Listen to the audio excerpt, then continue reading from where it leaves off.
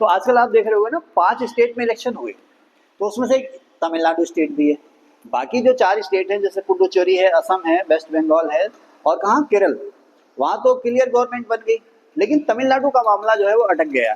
तो बाकी आप लोग तो बहुत ही मेरे ख्याल से बहुत ही विद्वान हो, कामयाब, और बहुत अच्छी खासी नॉलेज है आप लोगों को, लेकिन जो लोग नहीं जानते हैं इस पॉलिटिकल मसले को, तो वो लोग सोच रहे होंगे कि आखिर ऐसा क्या है कि वो जो टीवी के पार्टी है उसके जो नेता हैं, क्या नाम है उनका, विजय, विजय है ना, वो इतनी ज्यादा सीटें लेकर के आ गए, फिर भी वो चीफ मिनिस्टर नहीं बन पा रहे, मुख्यमंत्री नहीं बन पा रहे तमिलनाडु स्टेट के।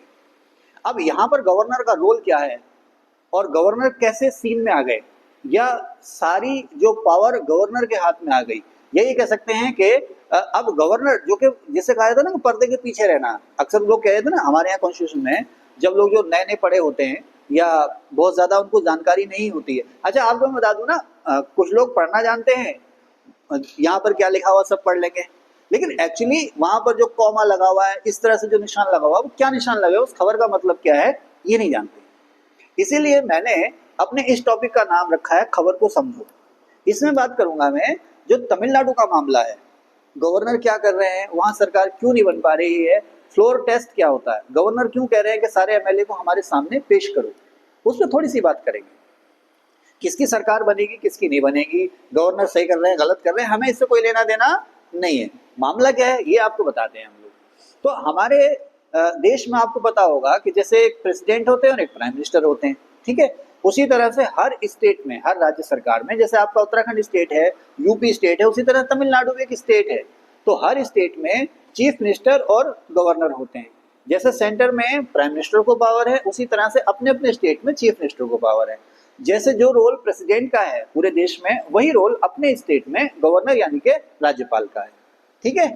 अब होता यह है कि जब भी असेंबली के इलेक्शंस होते हैं, जो लोग नहीं जानते मैं उनको बता दूं, असेंबली को हिंदी में कहते हैं विधानसभा।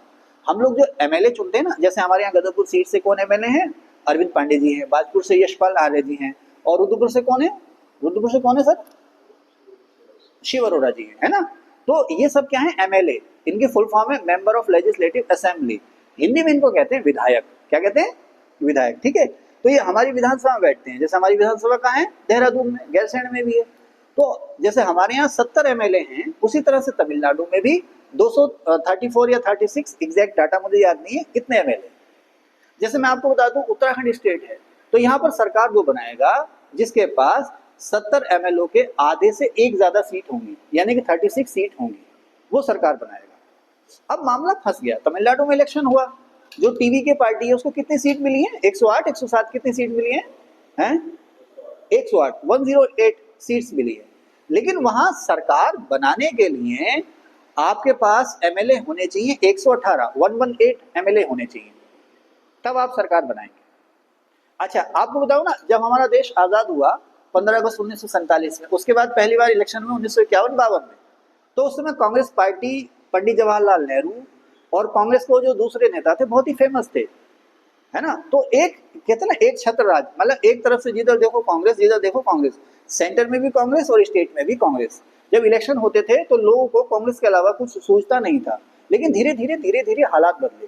1967 के बाद होता क्या है कि दूसरी पार्टियां भी उभरने लगी। आज स्टेज ये है कि अगर केरल में बनी जाएगी कांग्रेस की सरकार, केरल में सरकार बनाने के बाद हमारे जो कांग्रेस पार्टी है 1885 में बनी थी, कांग्रेस पार्टी की 4 स्टेट में गवर्नमेंट है, और बीजेपी की अपने अकेले दम पर 17 स्टेट में गवर्नमेंट है। अब फिर अपने मुद्दे पर लौट करके आते हैं तमिलनाडु में। तमिलनाडु में वो फिल्म एक्टर हैं विजय करके नाम है ना सर उनका, है ना, फिल्म एक्टर हैं और पॉपुलर हैं, उन्होंने अपनी पार्टी बनाई। अभी 2024 में उन्होंने अपनी पार्टी बनाई और 2026 में उन्होंने विधानसभा का चुनाव लड़ा। ले भाई, जो मेन स्ट्रीम की पार्टियां डीएमके, एडीएमके, बीजेपी, कांग्रेस, उनसे कहीं ज्यादा सीटें उनको मिल गई, 107 या 108 सीटें मिल गई। अब वो बहुमत के आंकड़े से मेजोरिटी के जो नंबर है उससे पीछे रह गए। कांग्रेस की 5 सीटें उन्होंने भी सपोर्ट दे दिया, तो 108 और 5 113 हो गए, लेकिन 5 फिर भी रह गए। सरकार बनाने के लिए कितने चाहिए, 108। अब यहाँ पर गवर्नमेंट जो गवर्नर हैं उनका रोल जो है वो इंपॉर्टेंट हो जाता है। कैसे इंपॉर्टेंट हो जाता है, सरकार बनाने के लिए अभी जैसे वहां के जो मुख्यमंत्री हैं स्टालिन है, उन्होंने रिजाइन कर दिया, ठीक है। अब नई सरकार बनेगी, तो सरकार बनाने के लिए गवर्नर आपको इनवाइट करेंगे, या तो गवर्नर आपको इनवाइट करेंगे या गवर्नर के पास आप जाएंगे, अपना दावा पेश करेंगे कि साहब इलेक्शन में हमारे पास इतनी सीटें आ गई हैं, हमारे पास मेजोरिटी यानी कि बहुमत है, हमारे पास इतने एमएलए हैं, लिहाजा आप हमें सरकार बनाने का न्योता दो, हमें सरकार बनाने का मौका दो। हमारे यहाँ ये जो पावर है इस स्टेज में, जब असेंबली में किसी को मेजोरिटी ना मिले, जैसे उत्तराखंड का मैं आपको एग्जांपल दूं तो उत्तराखंड में 70 सीट हैं, सरकार बनाने के लिए आपको 36 सीट चाहिए। यूपी में 401 है शायद, है ना, तो सरकार बनाने के लिए आपको 202 सीट चाहिए। उसी तरह से पूरे भारत में अगर आपने सरकार बनानी है सेंट्रल गवर्नमेंट पे, तो लोकसभा में कुल सीट्स कितनी है, 543, तो आपको 272 या 273 सीट चाहिए एमपी की, ठीक है ना। लेकिन हम बात कर रहे हैं तमिलनाडु की, तो सरकार बनेगी एमएलए के वोटों से। तो साहब विजय के पास रह गए वोट कम। अब गवर्नर साहब कह रहे हैं भाई ठीक है, तुम दावा कर रहे हो कि तुम्हारी सरकार बनेगी, लेकिन पहले मुझे दिखाओ कि 118 लोग हैं कौन। अब लोग अखबारबाजी कर रहे हैं, एक दूसरे से पूछ रहे हैं क्या है कैसा है, तो हाँ कि भाई गवर्नर सही कर रहे हैं, गलत कर रहे हैं, क्या कर रहे हैं। नहीं नहीं, गवर्नर का ये राइट है, इसे हिंदी में कहते हैं विवेकाधिकार। आम भाषा में कहोगे कि अब गवर्नर की समझ में जो आएगा, जो उसे ठीक लगेगा कि भाई क्या सही हो क्या गलत है, वो करे। वैसे गवर्नर पर्दे के पीछे रहता है। अब यहीं पर किसी पार्टी को 118 या उससे ज्यादा सीट मिलती, ठीक है ना, तो गवर्नर साहब अगर आपको न्योता ना दें सरकार बनाने का, तो आप जाओ जाके दावा पेश करो। दावा करने का मतलब ये थोड़ी है कि लट्ठे लेके जा रहे हैं, है ना, बाकायदा नमस्कार नमस्कार ये साहब ये हमारी पार्टी जीत गई है, इतने एमएलए हमारे पास, तो लिहाजा आप हमें सरकार बनाइए। सरकार बनाने का मतलब क्या है कि हमारी पार्टी का जो नेता है उसे चीफ मिनिस्टर की शपथ दिलाओ, बाकी को हमारा नेता जिससे कहे उसे मंत्री की शपथ दिला दो। लेकिन अब गवर्नर साहब ने कहा, पहले दिन विजय गए तो ठीक है साहब, उसके बाद उन्होंने कहा नहीं भाई, आप दावा कर रहे हो कि आपके पास 118 मेंबर है, पहले सबके सिग्नेचर लेके आओ। क्यों? क्योंकि उन्होंने तो जीते 107 या 108, 5 कांग्रेस भी देती है तो 113 हो गए। वो कह रहे हैं भाई 5 कहाँ है, 5 तो कम है, 5 लेकर के आओ। इसे कहते हैं गवर्नर की अपनी मर्जी। वो कब चलती है? जब इलेक्शन में किसी को भी मेजोरिटी नहीं मिलती। एक मुकदमा था हमारे देश में, उस मुकदमे को कहते हैं एसआर बम्बई। जैसे इमरान आप बैठे हो, आप जो है मुझ पर मुकदमा कर दो, तो अब मुकदमे का जो फैसला आएगा वो आएगा इमरान कुरैशी वर्सेस गुलफाम अली, ठीक है ना। तो उसी तरह से एसआर बम्बई केस में हमारी सुप्रीम कोर्ट ने एक फैसला दिया था कि जब भी, स्पेशली गवर्नर के लिए था, किसके लिए था? गवर्नर के लिए था। दरअसल ये आरोप लगने लगे कि साहब गवर्नर जो है वो स्टेट में मनमानी कर रहे हैं, गवर्नर जो है सेंट्रल गवर्नमेंट के इशारे पर काम कर रहे हैं, और जब भी मेजोरिटी नहीं होती है तो गवर्नर मनमर्जी के फैसले लेते हैं। तो सुप्रीम कोर्ट ने एसआर बम्बई केस में फैसला दिया था कि देखो भाई, जब भी इलेक्शंस के बाद, अभी जैसे ये इलेक्शन हुए ना तमिलनाडु वगैरह में, इनको कहते हैं जनरल इलेक्शंस या आम चुनाव। जब भी आम चुनाव या जनरल इलेक्शन के बाद आप सरकार बनाने के लिए देखोगे तो सबसे पहले ये देखोगे कि भाई किस पार्टी को मेजोरिटी है। अगर किसी पार्टी को कंप्लीट मेजोरिटी है, इसे बेटे कहते हैं मैजिक नंबर, जादुई आंकड़ा। जादुई आंकड़ा मैजिक नंबर क्या हुआ? आधे से एक ज्यादा। अगर किसी के पास मेजोरिटी है तो कोई दिक्कत ही नहीं है, आप उसी के नेता को सरकार बनाने के लिए इनवाइट करोगे, ठीक है साहब। लेकिन अगर मेजोरिटी नहीं मिलती है, जैसे तमिलनाडु का मामला है, 118 से एक सीट भी कम रह गई, 117 सीट रह गई, तो साहब आपने जादुई आंकड़ा नहीं छुआ। इसको कहते हैं हैंगिंग हाउस, हिंदी में कहते हैं त्रिशंकु संसद। आम भाषा में आप कह सकते हो कि त्रिशंकु मतलब जिसकी तली जो है वो, अब जैसे ये पेन है ना, ये पेन ये टिकेगा ही नहीं, ये आप कितनी भी कोशिश कर लो ये टिकेगा ही नहीं, है ना।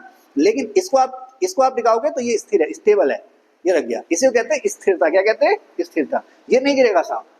तो पॉलिटिक्स में या हाउस में या सरकार बनाने में चाहिए साहब स्टेबिलिटी, स्थिरता। वो स्थिरता कहाँ से आती है? आपके पास मैजिक नंबर होना चाहिए। अगर 118 से एक कम भी रह गया, 117 भी रह गया, तो आपके पास मैजिक नंबर नहीं है। अब गवर्नर से ये कहा गया कि अगर मैजिक नंबर है तो जिस पार्टी को मेजोरिटी मिली है वो सरकार बनाएगी। जैसे मैं अभी आपको बता दूं, थोड़ा सा पीछे चलेंगे, थोड़ा लंबा सेशन हो रहा है, आप जुड़े रहिए। और अगर अभी भी आप मुझे सुन रहे हैं, मेरे साथ जुड़े हुए हैं और पहली बार मेरे साथ जुड़े हैं, तो प्लीज मेरे चैनल को लाइक भी कीजिए, शेयर भी कीजिए, सब्सक्राइब भी कीजिए। ये जितनी भी खबरें होती हैं मैं आपको समझाता रहूंगा। तो अपने दोस्तों को भी बताइए। मैं कहा था हमें, जैसे अभी आपने देखा 2024 में हमारे यहाँ लोकसभा इलेक्शंस हुए, हमारे यहाँ 2014 में हुए। मोदी जी 2014 में पीएम बने थे ना, 2014 में इलेक्शन हुए, 2019 में हुए लोकसभा इलेक्शन। तो बीजेपी को क्लियर मेजोरिटी या क्लियर मैजिक नंबर मिला हुआ था। बीजेपी को किसी के साथ की जरूरत नहीं थी सरकार बनाने के लिए, पार्टी किसी दूसरी पार्टी की एसोसिएशन की जरूरत नहीं थी। लेकिन इस बार क्या हुआ, बीजेपी को मिली 239 से 240 सीट, ठीक है ना, 239 या 240 सीट मिली। लेकिन केंद्र में सरकार बनाने के लिए जो नंबर चाहिए वो चाहिए 273 का। लेकिन होता यह है कि बीजेपी ने जो इलेक्शन लड़ा वो एनडीए के नाम से लड़ा, नेशनल डेमोक्रेटिक अलायंस या एनडीए के नाम से लड़ा। उस एनडीए में नीतीश कुमार भी शामिल थे और चंद्रबाबू नायडू भी शामिल थे, समझ रहे ना। मैं ये भूल गया नीतीश कुमार थे या नहीं थे, खैर, लेकिन चंद्रबाबू नायडू जो थे वो एनडीए में शामिल थे। आपको याद आ रहा है नीतीश कुमार एनडीए के साथ थे या एनडीए से दूर थे? एनडीए के साथ थे, ठीक है, हाँ यस। एनडीए बिहार में, बिहार के जो एक्स चीफ मिनिस्टर हैं नीतीश कुमार जी, उनकी पार्टी का नाम है जनता दल यूनाइटेड। तो जनता दल यूनाइटेड ने एनडीए के साथ मिलकर के, बीजेपी के साथ मिलकर के इलेक्शन लड़ा, ठीक है। चंद्रबाबू नायडू ने भी उनके साथ मिलकर के इलेक्शन लड़ा, और इक्का दुक्का और पार्टी, किसी के 1 मेंबर, किसी के 2 मेंबर, किसी के 3 मेंबर, उन्होंने भी उनके साथ मिलकर के इलेक्शन लड़ा, एक नाथ शिंदे महाराष्ट्र में।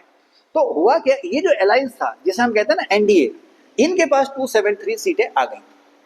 बीजेपी के पास नहीं आई 273 सीटें सरकार बनाने के लिए, लेकिन जो अलायंस था इनके पास आ गई। अब ये अलायंस बना था, इधर ध्यान दें, ये अलायंस बना था इलेक्शन से पहले।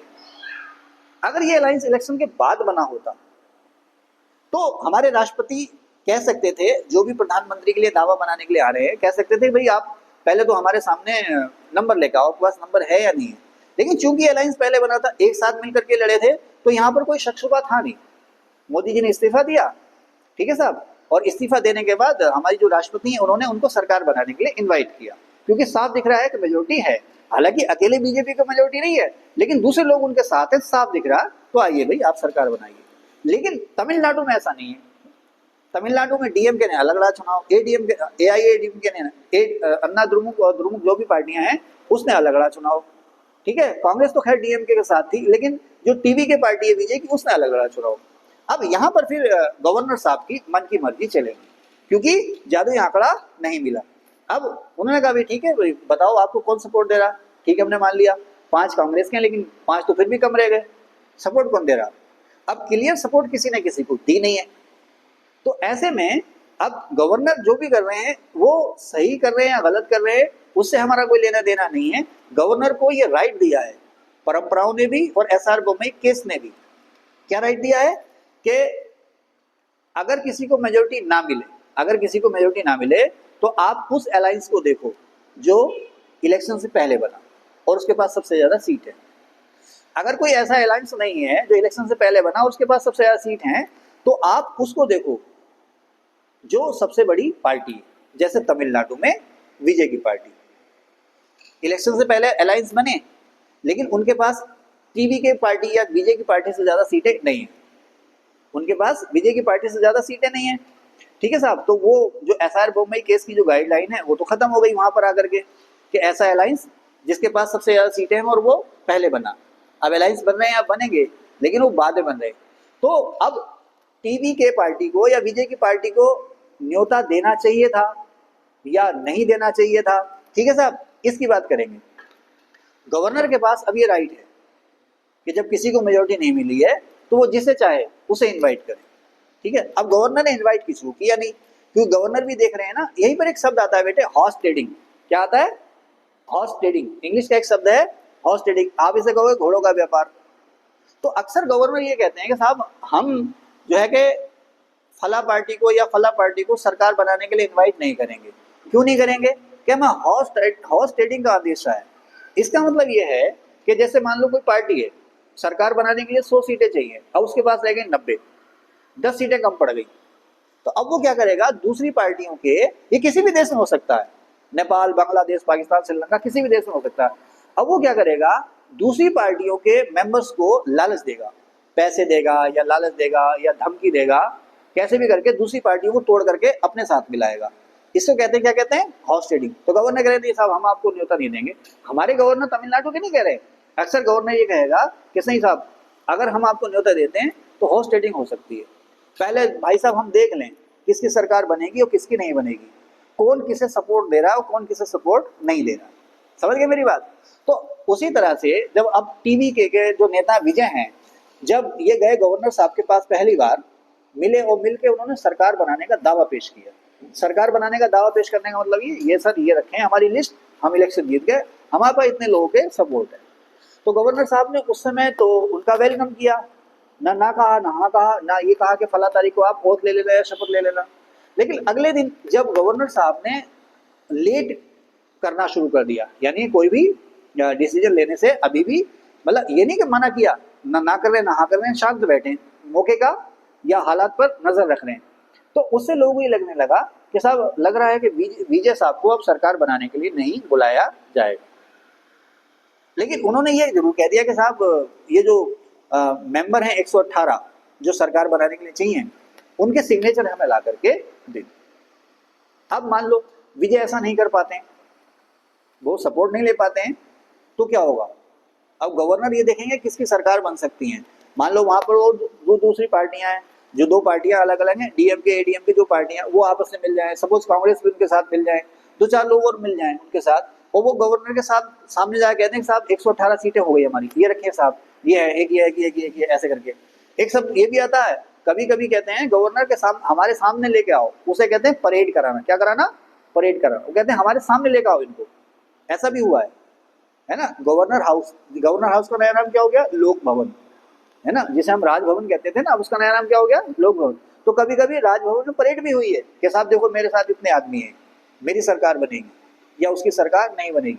गवर्नर परेड भी करा सकते हैं, गवर्नर उससे ही मान सकते हैं कि फला फला के सिग्नेचर हैं, उससे ही मान सकते हैं। अब चलेगी किसकी अब यहाँ पर? गवर्नर, क्योंकि हमारा कॉन्स्टिट्यूशन, हमारा रिवाज जो है गवर्नर को ये राइट देता है। ठीक है सर। अच्छा, अब मान लो ना विजय को, जो विजय हैं उनको मेजोरिटी मिली, ना किसी और अलायंस को मेजोरिटी मिली, कोई भी एकजुट नहीं हो पा रहा सरकार बनाने के लिए, फिर क्या होगा? तमिलनाडु का केस अगर मैं कह दूं कि किसी के पास भी मेजोरिटी नहीं है, गवर्नर को लग रहा है भाई तेरे पास भी नहीं है, तेरे पास भी नहीं है, तेरे पास भी मेजोरिटी नहीं है, फिर क्या होगा? किसी हाँ बस इतने दिन से तुम पढ़ रहे हो, पर कैसे हो जाएगा दोबारा से इलेक्शन? एकदम से आपने कह दी तो दोबारा सिलेक्शन हो जाएगा ना? गवर्नर की मर्जी है। क्या है मर्जी? गवर्नर। अब गवर्नर इन केसेस में आमतौर पर क्या हुआ है, गवर्नर क्या करते हैं कि भाई किसी की सरकार नहीं बन रही है, तो अभी कुछ दिन के लिए प्रेसिडेंट रूल लगा, राष्ट्रपति शासन लगा दो। प्रेसिडेंट रूल का मतलब ये है कि अब उस स्टेट में जो सरकार चलाएंगे वो गवर्नर चलाएंगे। कौन चलाएंगे? गवर्नर चलाएंगे। जब तक के कोई नई सरकार ना बन जाए तो उस स्टेट में सरकार जो चलाएंगे खुद गवर्नर चलाएंगे। और गवर्नर को कौन अपॉइंट करता है? प्रेसिडेंट। इसको हम कहते हैं प्रेसिडेंट रूल या राष्ट्रपति शासन। अच्छा, मान लो गवर्नर की सिफारिश पर प्रेसिडेंट रूल लग गया, तो क्या होगा? राबिया असेंबली भंग हो जाएगी? नहीं होगी, है ना। वो भी गवर्नर की मर्जी है, वो चाहे तो असेंबली भंग, ये हमारे प्रेसिडेंट से ये सिफारिश करें कि साहब असेंबली भंग कर दो, नया चुनाव कराओ, है ना। ये सिफारिश कर सकते हैं क्या असेंबली भंग करो, नया चुनाव कराओ, साहब किसी को मेजोरिटी नहीं मिली है, दोबारा चुनाव कराओ, जो होगा तभी देखा जाएगा। लेकिन अब नया चुनाव कराने में पैसा भी खर्च होता है, सारी मशीनरी भी लगती है, तो आमतौर पर अभी तक हमारे यहाँ ऐसा हुआ नहीं है कि आज इलेक्शन हुआ और एक हफ्ते बाद गवर्नर ने कहा कि साहब नया चुनाव करा दो, है ना। गवर्नर पद पर बैठे ना, तो फिर वो देखेंगे भाई वेट करो, हो सकता है कोई नया अलायंस बन जाए, आपस में मुद्दे हैं उन पर सहमति हो जाए, तो तब तक राज्य का शासन कैसे चलेगा? प्रेसिडेंट रूल लगा दो, फिर अब गवर्नर वहां पर राज करेंगे। ठीक है। अब आपको पता ही है प्रेसिडेंट रूल एक बार में ज्यादा से ज्यादा 6 महीने के लिए रख सकता है और मैक्सिमम आप इसको 3 साल तक बढ़ा सकते हो। तो अभी तक हमारे यहाँ ऐसा कोई ऐसा कंडीशन नहीं आई है कि प्रेसिडेंट रूल लग गया हो स्टेट। एक बार महाराष्ट्र में ऐसा हुआ था, महाराष्ट्र अभी कुछ ही साल पहले, 6-7 साल की बात है, तो महाराष्ट्र में इलेक्शन हुआ, इलेक्शन के बाद किसी पार्टी को मेजोरिटी नहीं मिली। गवर्नर साहब ने कोशिश की कोई सरकार बन जाए, लेकिन कोई भी अलायंस बना नहीं, तो गवर्नर साहब ने प्रेसिडेंट रूल लगा दिया। उसके बाद कौन थे सर? देवेंद्र फडणवीस, है ना। देवेंद्र फडणवीस जी को अजित पवार जी, दिवंगत हो गए, अल्लाह उनकी आत्मा को शांति दे, तो अजित पवार जी ने उनको समर्थन दिया था। तो उनके समर्थन के बाद गवर्नर थे महाराष्ट्र में कौन? भगत सिंह कोश्यारी। ये वही भगत सिंह कोश्यारी है जो उत्तराखंड के मुख्यमंत्री भी रह चुके हैं, ठीक है ना। उत्तराखंड के पहले मुख्यमंत्री कौन थे? नित्यानंद स्वामी। उसके बाद भगत सिंह कोश्यारी बने थे। तो भगत सिंह कोश्यारी गवर्नर थे, सुबह 5 बजे शपथ दिलाई थी उनको। तो उसका प्रोसेस ये था, एक बार गवर्नर ने कहा कि प्रेसिडेंट रूल लगा दो, लग गया, ठीक है। अब जब भी नई सरकार बनेगी, जैसे मान लो तमिलनाडु में है, प्रेसिडेंट रूल लग जाए, मान लो 3-4 दिन बाद कोई और नया अलायंस बन जाए, वो जाएंगे गवर्नर के पास, कहेंगे साहब हमारे पास है मेजोरिटी, गवर्नर को लगता है मेजोरिटी है, तो अब वो पहले प्रेसिडेंट से ये सिफारिश करेंगे कि साहब प्रेसिडेंट रूल हटा दो। क्या कर दो? प्रेसिडेंट रूल हटा दो। प्रेसिडेंट रूल हटने के बाद फिर वो उनको इन्वाइट करेंगे और फिर उनको शपथ दिलाएंगे एज ए चीफ मिनिस्टर। तो देखते रहिए तमिलनाडु में क्या होता है। फिलहाल जो भी हो रहा है सब ये गवर्नर के पास राइट है। ऐसे हालात में जब किसी भी पार्टी को मेजोरिटी नहीं मिलती है तो गवर्नर का रोल जो है वो इम्पोर्टेंट हो जाता है।